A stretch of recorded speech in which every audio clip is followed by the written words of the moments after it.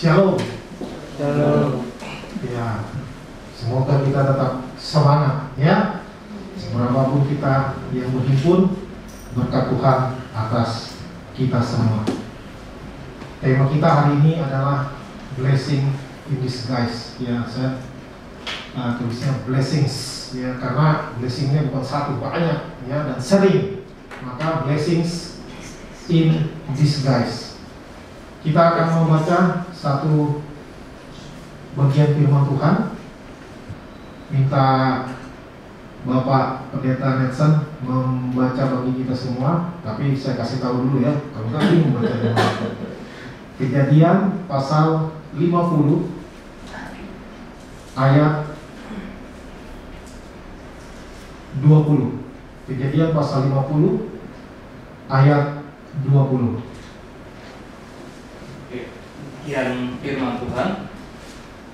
Memang kamu telah mereka-rekakan yang jahat terhadap aku, tetapi Allah telah mereka-rekakannya untuk kebaikan, dengan maksud melakukan seperti yang terjadi sekarang ini, yakni memelihara hidup suatu bangsa yang besar.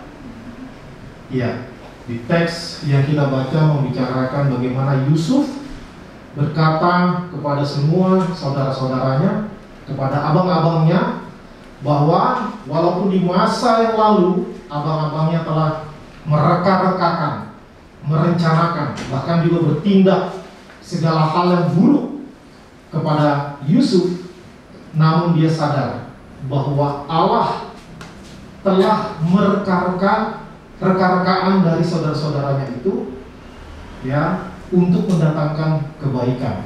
Ya, karena itu memang tepat sekali di Perjanjian Baru juga dikatakan bahwa Allah turut bekerja dalam segala sesuatu untuk mendatangkan kebaikan.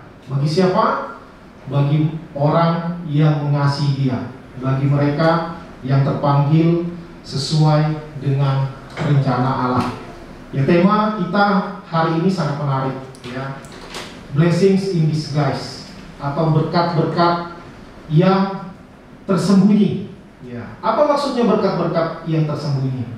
Maksudnya adalah bagaimana berkat itu baru bisa disadari dan diketahui ketika di kemudian hari orang yang mengalaminya itu baru bisa menengok ke belakang dan baru merasa jelas bahwa ternyata selama ini segala keburukan, segala kesedihan, segala kepahitan yang Tuhan izinkan terjadi di dalam hidup saya itu ada maksudnya.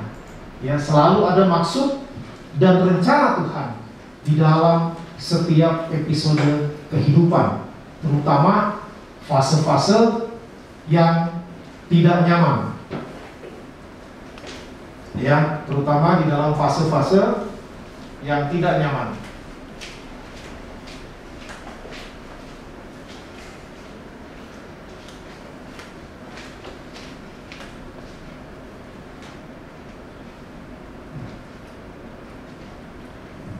Ya, ini ayat yang kita baca tadi.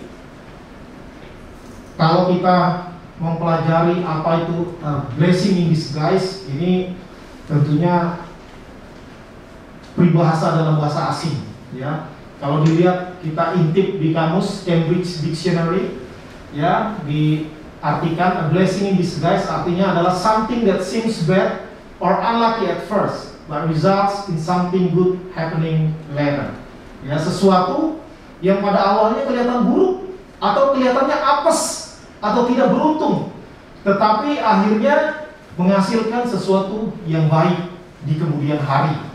Ya, itu yang menjadi tema kita hari ini, dan ini baik sekali untuk kita pelajari karena ini bisa menjadi modal penting bagi kita menjalani pergulatan kehidupan, terutama saat ini di masa-masa new normal, di masa-masa ada banyak kesulitan yang melanda kita, sehingga ada banyak hal yang kita tidak bisa lakukan sekarang yang dulunya bisa kita lakukan. Karena itu baik sekali kita untuk belajar tentang tema ini, blessings in disguise, ya, berkat-berkat yang tersembunyi.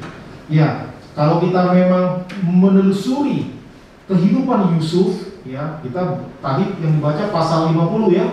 Kita bahasnya mulai pasal 37 ya, baru 38, 39 sampai 50 ya. Kita akan selesai kira-kira jam 18.30. Wah. Gak apa-apa, gak makan siang, kita makan firman aja hari ini ya. Ya, di pasal 37 mulainya dari bagaimana Yusuf itu bermimpi. Ya, dia mimpi ketika dia masih unyu-unyu 17 tahun ya.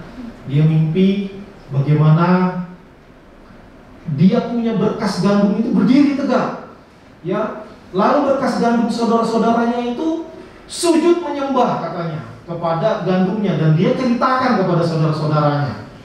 Lalu saudaranya jadi jengkel karena memang kalau kita baca keseluruhan pasal itu, Yakub sangat mengasihi Yusuf. Ya, ini anak kesayangan, anak terfavorit dari ayahnya. Nggak tahu karena apa.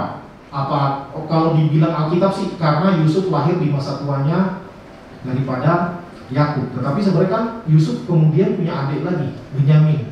Tetapi memang Yusuf lah yang paling disayang, dan dia diberikan jubah maha indah. Ya, bukan jubah indah aja, maha indah. Wah, jadi saudara-saudaranya iri, dan Yusuf ini polos-polos saja. Dia mimpi, dia ceritakan ke abang-abangnya. Lalu abang-abangnya langsung kesal sama dia, langsung benci. So dibilang, maksud kamu, kami menyembah kepada kamu, enak aja, kau anak kemarin sore, ya, gitu ya. Lalu mimpi lagi Yusuf. Dia juga bermimpi bagaimana matahari, bulan, dan 11 bintang. Ya, 11 ini bisa kita simpulkan ke 11 abangnya, ya, ke 11 saudaranya juga sujud menyembah kepada Yakub. Tambah panas saudaranya. Lalu untuk mengomentari abang-abang yang kesal sama Yusuf, bapaknya pun bilang, masa kamu mimpi kayak gitu? Masa kan kami menyembah kepada kamu? Tapi Yakub tetap simpan perkara itu di dalam hatinya. Ya, itu pasal 37. Lalu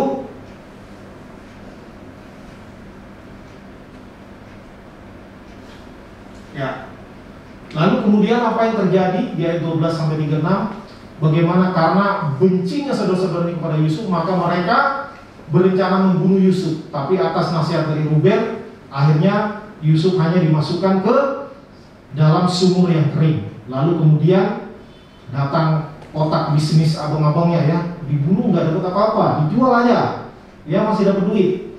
Lalu singkat cerita, Yusuf dijual kepada saudagar Midian, orang-orang Ismail, keturunan Ismail, ya.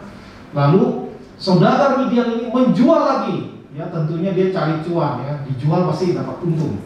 Dijual lagi, dibawa ke Mesir dan dijual kepada Potifar, kepala pengawal raja.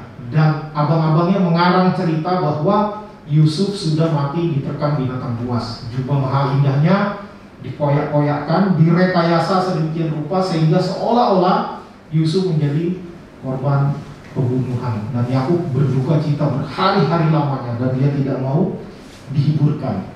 Dan ini kesulitan pertama yang terjadi di dalam kehidupan Yusuf. Bagaimana dia yang tadinya seorang anak manja, ya, yang begitu disayang, dispesialkan oleh papanya, tiba-tiba hidupnya berubah total 180 derajat, ya, dari nyaman menjadi sengsara, dari enak menjadi enak, ya. Lalu dia mulai hidup sebagai budak. Ya, namanya budak itu tidak ada hak asasi manusia. Ya, zaman dulu budak dibunuh pun sah. Yang penting dia memang dimiliki oleh tuannya, ya, tidak bisa dituntut karena memang begitu aturan di masa itu. Lalu potret kehidupan Yusuf berikutnya, ya, bagaimana Yusuf di rumah Potifar juga ditolong oleh Tuhan. Nah, ini kata kuncinya, ya. Nanti ujung-ujungnya intinya adalah semuanya bukan tergantung kita, bukan tergantung keadaan, semuanya tergantung Tuhan. Ya, di pasal 39, oleh karena Tuhan menyertai Yusuf, sehingga apa saja yang dikerjakan oleh Yusuf itu dibuat Tuhan berhasil, sehingga dia menjadi kesayangan dari Potifar. Ya, dan Yusuf diangkat menjadi kepala para pelayan di rumah Potifar. Tetapi kemudian masalah datang. Masalahnya apa? Masalahnya dia tuh gantengnya minta ampun. Ya, saya masih beda tipis lah kali ya. Ya, tipisnya segini ya, tipisnya jauh banget. Ya, jadi dia tuh manis sikapnya dan elok parasnya, dan rajin lagi. Pokoknya ini gambaran jodoh yang ideal, ya, yang diimpikan setiap wanita. Ya, sehingga mungkin istri Potifar juga nyesal, ngapa saya dulu cepat-cepat nikah ya. Ada si ganteng ini, memang masih muda sih, jauh di bawahnya, tapi istri Potifar begitu naksir sama Yusuf. Ya, Yusuf walaupun sebagai budak, tetapi sudah mulai meniti karir, jadi hidupnya sudah mulai meningkat. Ya, sudah mulai meningkat. Tapi lalu dia jatuh kepada masalah berikutnya, ya, karena dia menjaga kekudusan hidup, karena dia menjaga integritasnya. Istri Potifar ini ditolaknya, ya, ditolaknya. Ya, jadi dia berkata tidak kepada dosa, ya, tidak ada netral, ya, di dalam hidup ini tidak ada netral kalau terhadap dosa. Kita ikut atau kita lawan, nggak ada netral, diem-diem aja ya. Kalau dia diem-diem aja, habis dia dipretelin sama istri Potifar, dan dia mengambil tindakan, dia lari, bukan lari mendekat ya, lari menjauh. Bagaimana kalau kita mengalami apa yang dialami oleh Yusuf? Ya, mungkin belum digodain aja kita udah tergoda duluan, ya kan? Apalagi anak muda, ini anak muda nih, si Yusuf. Dia kan masih muda sekali ketika dia dijual oleh abang-abangnya, ya. Tetapi dia tetap menjaga kekudusan hidup, dan karena dia menjaga prinsip-prinsip yang benar, dia masuk lagi dalam kesulitan hidup berikutnya. Ya, akhirnya dia diapain? Di penjara. Di penjara, di tempat biasa tahanan raja dikurung. Wah, itu bukannya penjara kaleng-kaleng, ya. Itu penjara biasa tempat tahanan raja. Artinya ini penjara spesial. Kejahatannya ini dianggap kejahatan luar biasa, sehingga bukan ditempatkan di dalam penjara untuk orang biasa-biasa, tetapi dianggap kejahatan besar. Percobaan pemerkosaan terhadap komandan pas pampres, ya, kepala pengawal raja itu kan, dan pas pampres kalau sekarang.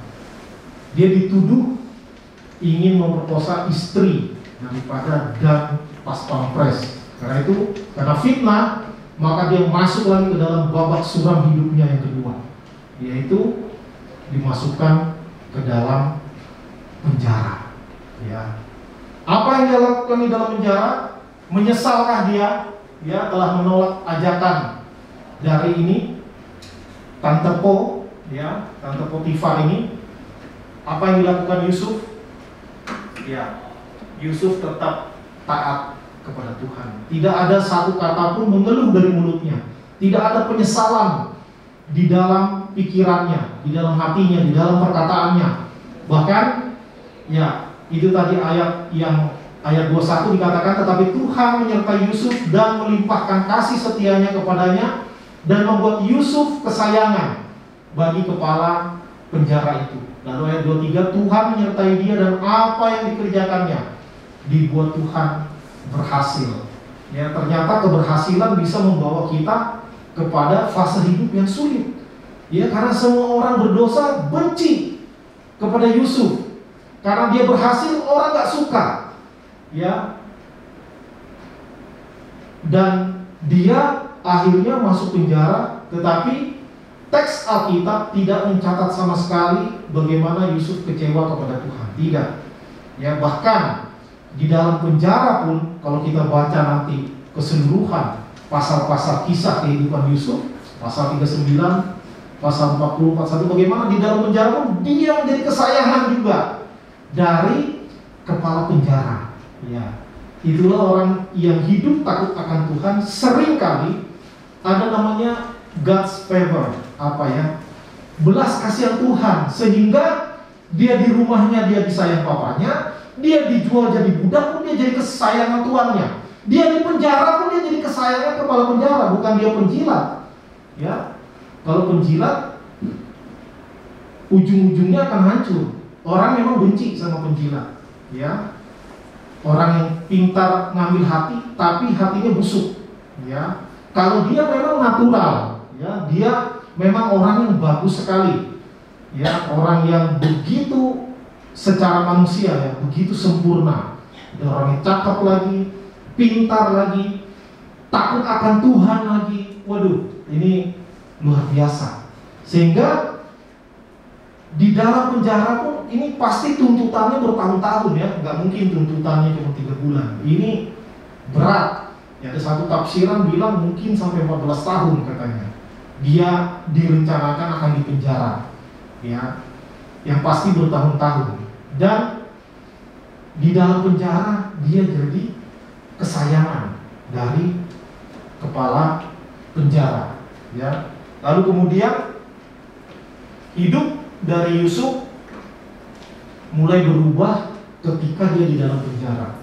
Ya, di sini jadi kita belajar bagaimana dia tadinya hidupnya enak, lalu Tuhan buat dia turun sampai ke bawah dengan maksud. Ya, nanti kita belajar blessings in disguise-nya apa. Bagaimana ketika di penjara, di Kejadian pasal 41, di Kejadian pasal sebelumnya itu juga berkisah tentang juru minuman raja dan juru roti raja, ya, juru makanan dan juru minuman. Keduanya bermimpi di malam yang sama. Ya, maka ketika Yusuf menjadi kepala apa istilahnya ya, kepala narapidana ya, ketua kelas di dalam tahanan raja itu, tiba-tiba masuk keluarga baru, juru makanan dan juru minuman raja. Lalu keduanya bermimpi di malam yang sama. Lalu Yusuf menafsirkan dengan tepat mimpi daripada kedua orang itu. Kepada juru minuman dikatakan, arti dari mimpimu adalah dalam 3 hari engkau akan dikembalikan kepada jabatanmu yang semula, dan kau akan kembali memberikan minuman kepada raja. Ya. Lalu yang satunya lagi, kepala juru roti, juga dikatakan dalam 3 hari Firaun juga akan meninggikan kau tinggi ke atas ke tiang gantungan, katanya. Wah, dia apa adanya menafsirkan, ya, apa adanya, apa yang Tuhan bukakan kepada dia kasih tahu, dan terjadi apa yang dikatakan oleh Yusuf karena Tuhan yang menolongnya. Dalam 3 hari, yang satu dikembalikan jabatannya, si juru minuman dan juru roti digantung oleh Firaun. Enggak dikasih tahu kasusnya apa, tetapi apa yang dikatakan oleh Yusuf terjadi, ya. Dan kemudian berikutnya Firaun yang bermimpi, ya. Firaun yang bermimpi. Ini mimpinya unik ya. Ada 7 lembu katanya, lembu yang tambun, gemuk, keluar dari sungai Nil, ya. Lalu makan gandum di tepian sungai Nil. Tiba-tiba muncul lagi 7 lembu yang kurus katanya, yang kulit berbalut tulang. Ya, bagaimana tulang berbalut kulit, ya, jangan terbalik. Tiba-tiba yang kurus makanin lembu yang gemuk, ya. Hati-hati yang gemuk dimakan sama yang kurus nanti ya. Nah, dan dimakan itu yang kurus itu pun nggak jadi gemuk, tetap kurus, dia dimakan habis. Nah, ini lucu mimpinya kan? Lucu mimpinya. Harusnya namanya sapi pasti makannya daun, rumput, orang herbivora kok makan sesama jadi kanibal ya. Tapi itulah mimpi. Lalu mungkin dia bangun tengah malam, dia bilang, wih, kok mimpinya aneh benar nih. Adalah, it's just a dream, cuma mimpi doang, tidur lagi. Ini muncul episode kedua mimpinya. Ya, ada gandum yang bagus, ada 7 tangkai. Ya, begitu bagus itu gandum, berisi, bernas dibilangnya. Lalu dia lihat lagi ada gandum yang kosong, ya, yang kurus juga dibilangnya. Lalu gandum yang kurus itu memakan lagi gandum yang bagus itu. Waduh, dia terjaga, dia bingung. Lalu dia tanya kepada penasihat-penasihat, kepada ahli-ahli sihir, ya, ini apa artinya ini? Waduh, mungkin anak buahnya bilang, wah, mimpi yang seperti ini belum ada di dalam buku tafsiran. Ya, ada buku tafsir mimpi, 1001 mimpi ya. Zaman saya sekolah dulu yang ada buku tafsir mimpi itu, orang-orang yang memasang apa itu ya, masang SDSB dulu dibilangnya. Ya, ada buku tafsir mimpi. Kalau mimpi dipatok ular berarti nomor ini, ya, pasang nomor ya. Nah, nggak ada yang bisa menafsirkan, bingung dia. Barulah teringat si kepala juru minuman, ya. Baru dia ingat, ih, Raja, dulu waktu saya di penjara itu ada loh orang di penjara itu yang bisa nafsirkan persis yang terjadi pada saya dan yang terjadi pada kepala juru roti itu terjadi, ya, persis. Iya kah, katanya. Panggil lo, katanya kan. Coba panggil dulu. Dia datanglah si Yakub, ya, kok Yakub, Yusuf, ya. Nih, dipanggil sama Firaun. Lalu Firaun menceritakan mimpinya dan Yusuf menafsirkan lagi. Apa dikatakan? 7 lembu yang gemuk melambangkan 7 tahun masa kemakmuran. Hasil akan berlimpah-limpah. Kemudian lembu yang kurus itu juga melambangkan 7 tahun bencana kelaparan yang akan terjadi atas tanah Mesir. Dan tentang gandum itu juga sama artinya. 2 kali Tuhan memberikan mimpi kepada Tuanku Raja. Berarti itu pasti terjadi dan segera terjadi. Maka dia kasih lagi masukan yang luar biasa. Ada baiknya Tuanku cari orang yang bisa mengatur itu semua. Gini caranya, dia kasih tahu 1/5 dari hasil di 7 tahun masa kemakmuran itu harus disimpan. Ya, 20% daripada hasil panen simpan. Itulah nanti yang untuk menjadi bahan makanan atas seluruh Mesir selama 7 tahun masa kelaparan. Lalu begini diajarin sama si Yusuf. Ya, langsung Firaun bilang, "Nah, siapa lagi yang bijaksananya seperti engkau? Enggak ada. Ya, maka kamu saya angkat menjadi penguasa atas Mesir. Hanya tahtakulah saja perbedaan antara aku dan engkau." Lalu raja kasih materai, cincin materai dan lain sebagainya, berikan kuasa penuh. Ya, kalau sekarang itu namanya perdana menteri. Ya, Yusuf menjadi kepala pemerintahan, Firaun menjadi kepala negara, raja yang hanya sebagai simbol, tapi yang kerjaan sehari-hari, kepala pemerintahan, eksekutif itu dikerjakan oleh Yusuf. Ya, maka berubahlah hidupnya, dan dia tidak enak sendiri, tidak senang sendiri. Dia ingat keluarganya. Di masa-masa kelaparan, bencana kelaparan juga terjadi di kampungnya.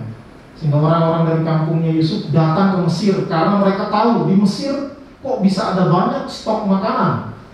Ya, itu karena Yusuf sudah belajar manajemen dengan luar biasa. Ya, mengatur makanan sampai 7 tahun ya. Kita nyimpan beras 7 bulan aja udah banyak kutunya kan. Nah, gimana sih nyimpan gandum 7 tahun? Ya, belum ada kulkas, nggak ada pengawet. Saya aja bingung sampai sekarang. Gimana bisa 7 tahun nyimpan gandum itu dalam kondisi yang bagus? Dan bukan hanya untuk memenuhi kebutuhan dalam negeri, mereka juga ekspor. Ya, orang dari luar negeri datang ke Mesir, beli bahan makanan. Ini luar biasa pengaturan daripada si Yusuf. Ya, dan dia akhirnya, kalau kita baca terus pasal-pasal berikutnya sampai kepada pasal 50, Yusuf itu memboyong keluarganya. Ya, papanya dia bawa. Kaget papanya, "Lah, bukannya dulu udah mati?" Ya, enggak. Ya, ini saya. Ya, lalu dia dan keluarganya semua, abang-abangnya pun, dia istilahnya dia tidak mengalami kepahitan dan dia tidak membalas dendam, dia tidak membalas kejahatan dengan kejahatan. Tetapi keluarlah kalimat yang tadi kita baca pertama. Memang kamu mereka-rekakan yang jahat terhadap aku, tetapi Tuhan telah mereka-rekakannya, ya, untuk kebaikan. Dengan satu tujuan, untuk supaya saya memelihara kehidupan bangsa yang besar. Ya, supaya saya memelihara kehidupan bangsa yang besar. Nah, sekarang kita masuk kepada intinya, core of the core, kata Pak Ndu itu di YouTube gitu ya. Blessings in disguise di dalam kehidupan Yusuf, ya. Pertama, dia itu anak manja, ya. Kita melihat bagaimana Tuhan ingin membentuk, mengubah seseorang, ya, dari yang biasa-biasa menjadi luar biasa. Caranya apa? Caranya dengan melalui tempaan, ya, proses yang panjang dan menyakitkan. Ya, bagaimana akhirnya memang Yusuf jadi pemimpin besar, tapi siapa sangka tadinya dia hanya anak manja, anak kesayangan papanya, ya. Lalu apa? Yusuf dilatih mental oleh Tuhan, memang dipersiapkan. Dari awalnya dibenci sama saudara-saudaranya, ya. Maka kalau nggak ada orang yang pernah benci sama kita, nah jangan-jangan karena kita terlalu kompromi dengan dosa, ya. Memang ada peribahasa lain, 1000 teman terlalu sedikit, 1 musuh terlalu banyak, ya. Itu peribahasa tua, ya, dari Tiongkok kalau nggak salah, ya.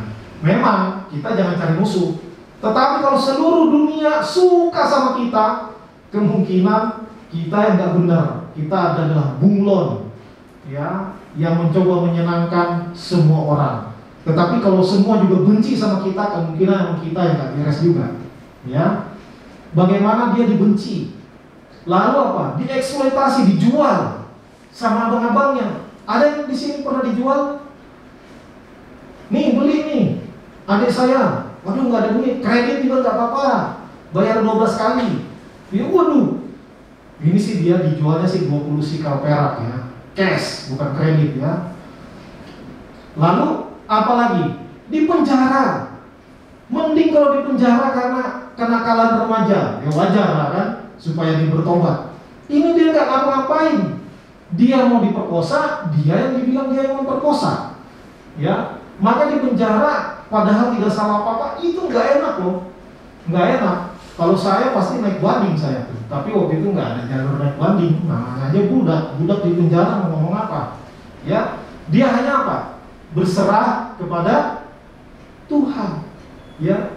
Kalau saya membayang-bayangkan mungkin doanya Yusuf kepada Tuhan, Tuhan saya nggak ngerti kok hidup saya apes banget ya, ya. Sudah dibenci abang-abang, dijual lagi sama mereka, masuk ke sumur, lalu dijual, udah dijual lagi, dapat untung yang jual saya, saudagar Midian itu. Lalu udah kehidupan mulai membaik sebentar, istri Potifar naksir saya, ya. Padahal saya nggak pernah goda-godain tante itu, dianya aja yang kenapsuan sama saya, katanya. Saya udah lari, di penjara.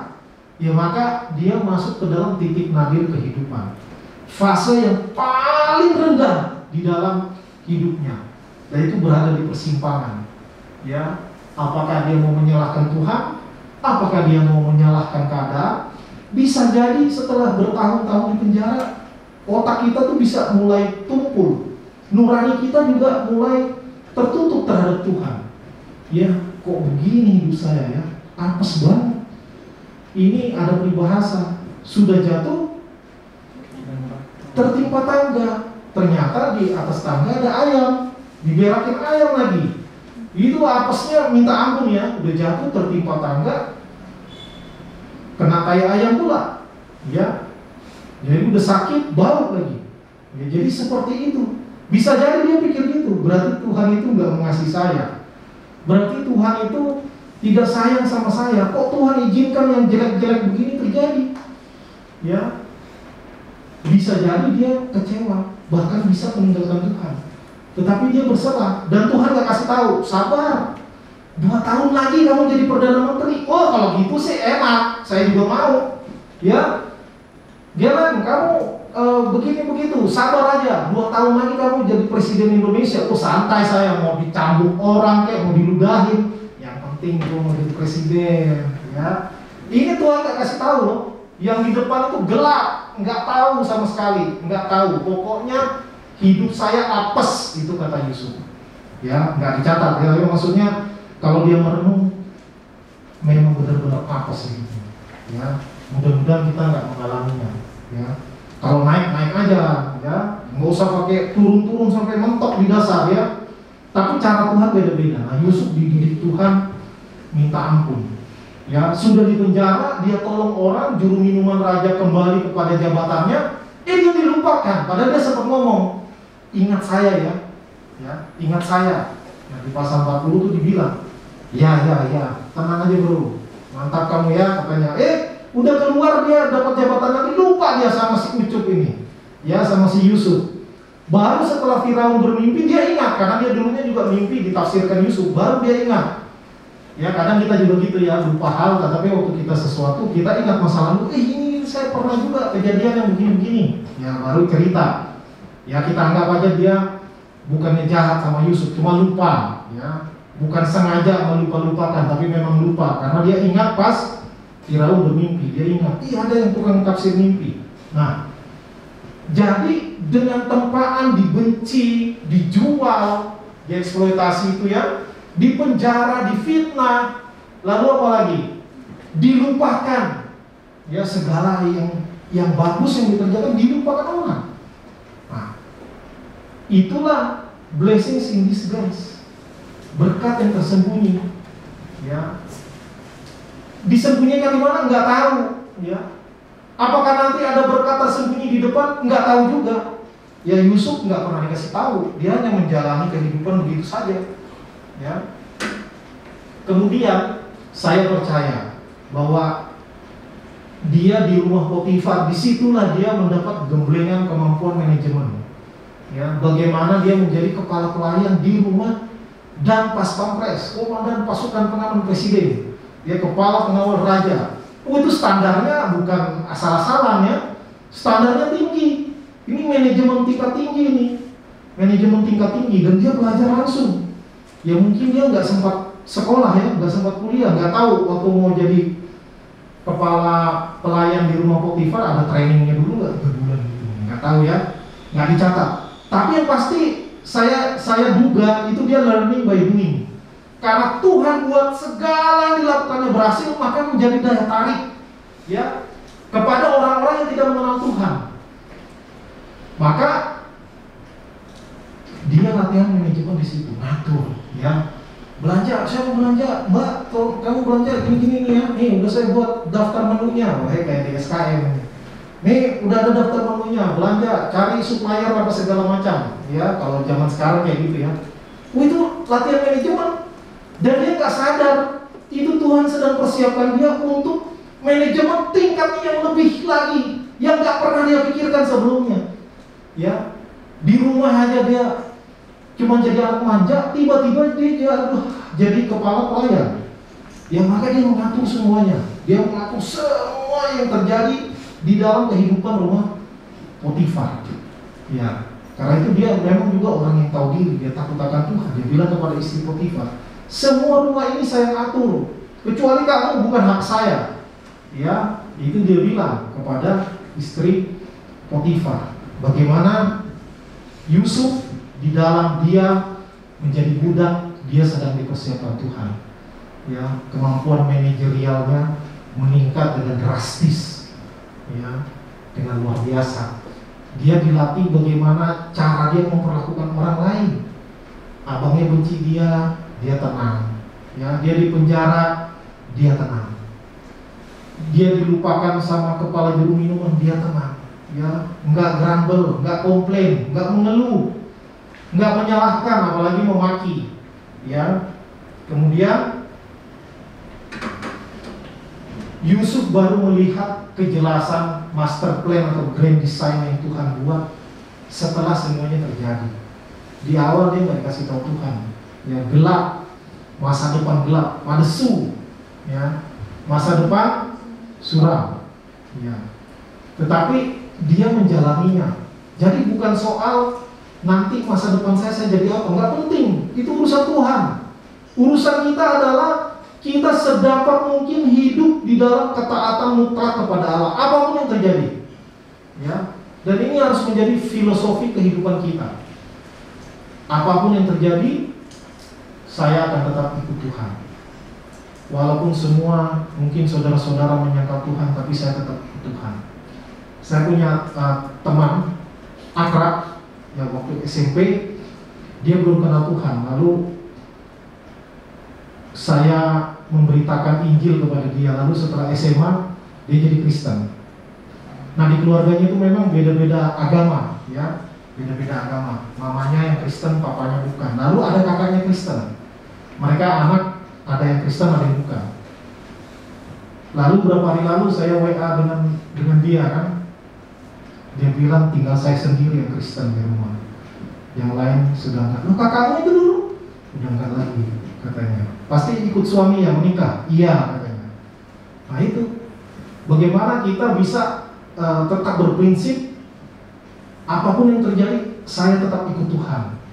Ya, I have decided to follow Jesus. Nah itu lagu bagus sekali. Saya tetap ikut Tuhan walaupun saya sendiri. Ya, karena saya telah memutuskan untuk ikut Tuhan. Bukan saya dapat apa dari Tuhan baru saya putuskan ikut Tuhan. Tidak. Ya, maka kita harus menjadi orang-orang Kristen yang dewasa. Apapun yang terjadi, saya mau ikut Yesus. Ya. Meskipun saya susah menderita dalam dunia, saya mau ikut Yesus sampai selama-lamanya. Nah, makanya kita milih pujian juga yang sehat, yang benar secara ajaran. Ya, yang benar secara ajaran. Jangan hanya mencari enak-enaknya saja. Ya, maka saya mau katakan, kemungkinan besar kalau Yusuf tidak melalui semua fase-fase buruk dalam hidupnya, dia tidak akan menjadi pemimpin yang besar. Ya, tetapi karena dia sudah mengalami semua yang begitu berat, yang begitu buruk, itu sedang menolong dia, ya, untuk jadi orang yang tangguh, untuk menjadi orang yang kuat, yang tahan banting, ya, yang tahan banting. Nah itu nggak mudah. Ada banyak orang yang manja dari kecil, lalu karena kekuasaan keluarga maka dia menjadi pewaris bisnis keluarga misalnya. Nah, biasanya kalau anak yang tidak tahan, tidak dididik dengan benar, nanti paling lambat generasi ketiga pasti beruntuh lagi itu. Segala kekuasaan, kekayaan, ya, karena apa? Karena tidak menghargai berkat Tuhan, karena menjadi anak-anak yang gampangan, ya. Maka kalau kita merasa di dalam hidup kita kok banyak kesulitan di dalam hidup saya, jalani. Ya, jangan tanya kenapa ini dosa siapa? Dosa nenek saya kan? Dosa bapak saya kan? Tidak.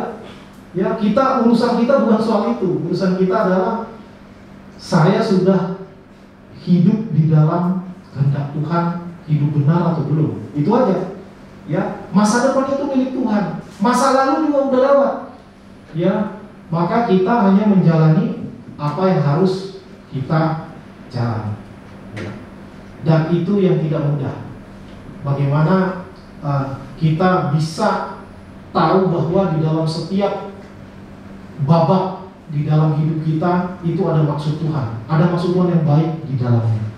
Dan bagaimana kita bisa menjalaninya sesuai dengan kehendak Tuhan. Ya, bukan hanya Yusuf yang mengalami gini, Musa juga mengalami gini. Ya, bagaimana tadinya dia di istana, ya, dididik menjadi anak-anak Mesir, anak Firaun, ya, lalu dia di padang gurun hidupnya. Di situ juga dia digembleng lagi sama Tuhan dengan berat. Supaya apa? Supaya dia dipersiapkan menjadi pemimpin bangsa Israel. Nah, sekarang tinggal kepada kita. Apakah kita bisa tetap mempercayakan hidup kita kepada Tuhan di dalam fase-fase sulit di dalam hidup kita? Ya, ada banyak hal, kejadian-kejadian yang tidak menyenangkan yang terjadi. Tetapi biarlah kita tidak mempertanyakan kasih setia Tuhan, tetapi kita pertanyakan kepada diri kita, apakah di dalam segala situasi, baik itu senang maupun susah, saya tetap berharap, bersandar, dan taat sepenuhnya kepada Tuhan. Karena berkat-berkat itu ada, hanya Tuhan yang kasih tahu, disembunyikan, ya, berkat yang tersembunyi, blessings in disguise, ya. Kiranya Tuhan menolong kita, memampukan kita menjadi orang-orang yang tetap memelihara iman kita. Ya, kita katakan tetap ikut walaupun sendiri. Ya, tetap ikut Yesus. Karena apa? Karena itu keputusan kita. Ya, tentu karena Tuhan juga yang memilih kita awalnya. Tetapi secara dari sisi manusia, Kita harus punya komitmen, apapun yang terjadi, saya tetap ikut Yesus. Walaupun menderita, walaupun akhirnya diputuskan pacar karena beda iman, ya, walaupun pacarnya cakepnya minta ampun, mapan lagi, ya, saya diputusin karena beda iman, enggak masalah, ya, karena bukan itu masalah kenapa bisa pacaran sama orang itu, ya gitu. Jadi Tuhan pasti persiapkan yang lebih baik lagi. Kiranya Tuhan menolong kita, Tuhan memampukan kita untuk mengharapkan kepada Tuhan, memohon pimpinan Tuhan, karena Tuhan menyediakan berkat-berkat yang tersembunyi di dalam setiap pengalaman kehidupan kita. Amin, kita berdoa.